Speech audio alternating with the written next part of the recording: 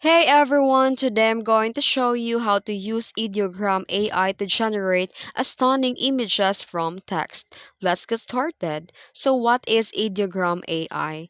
Ideogram AI is a free web-based AI image generator known for producing realistic, artistic, and accurate images from text prompts, even with stylized text inside images. And how to use the Ideogram AI to generate stunning images from text? Just go to the Ideogram app and sign in using your account.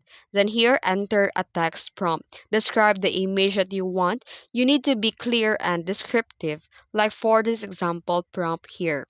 And after typing your prompt, customize the style. You can choose style presets like typography, painting, 3D render, anime, and more. You can also include a negative prompts.